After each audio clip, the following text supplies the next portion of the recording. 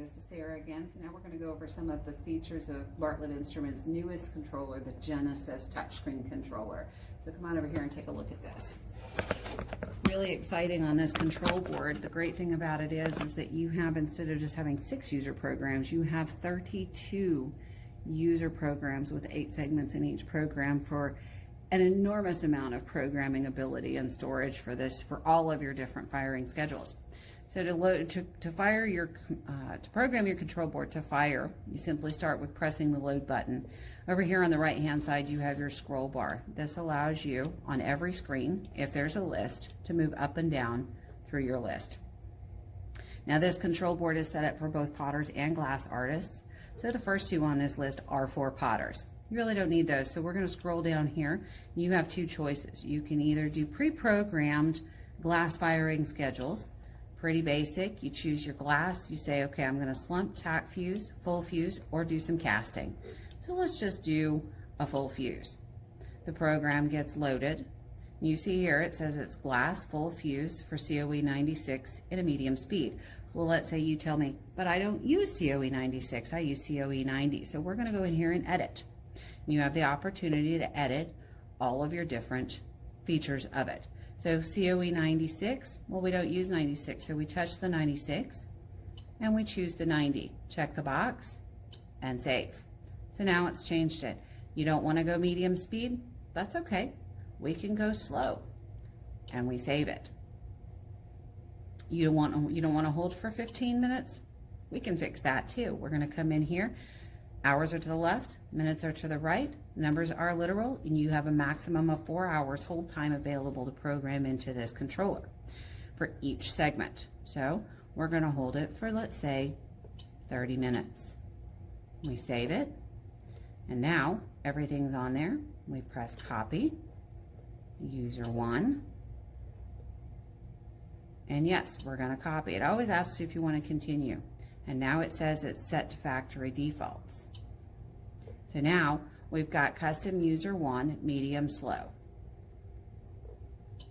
So if you look here at your profile, you can see that it's doing a medium speed profile, and you can always check your profile.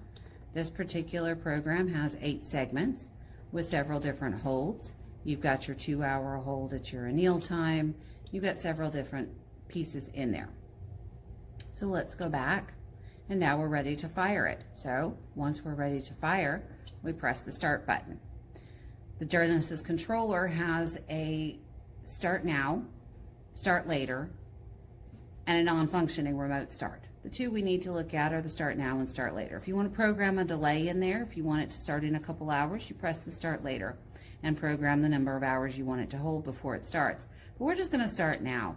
It also has a safety lockout. So for people that have curious fingers that touch their kiln controllers, you can put in a code in order to start your kiln.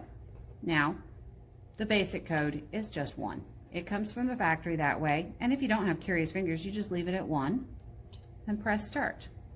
It's going to tell you that it's getting ready to start firing. It's going to check a few things. It's going to click your relays on and off for a second.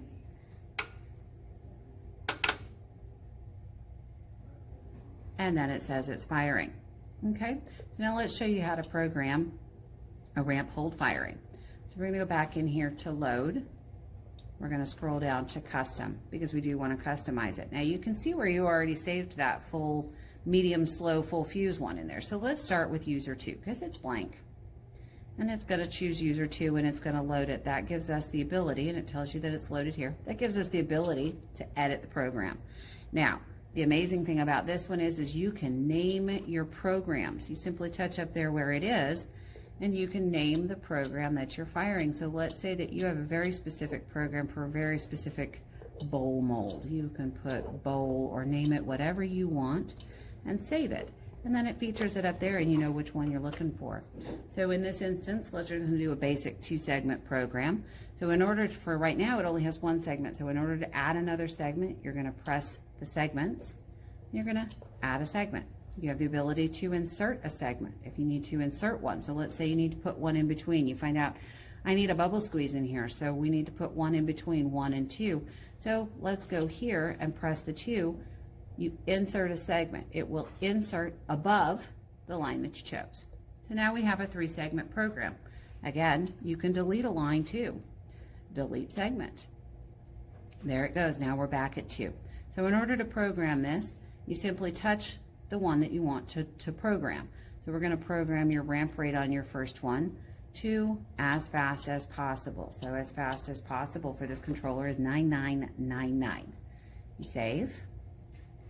Let's say that our target temperature is going to be 1450 degrees. Save. Hold time 15 minutes. Remember, hours to the left, minutes to the right.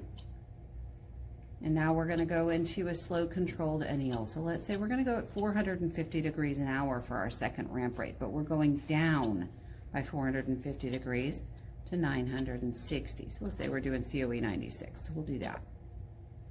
And then we want to anneal it there for 1 hour and 5 minutes. Again, hours to the left, minutes to the right. It shows you how long it's going to be there. Now, we've got it programmed, so we press copy.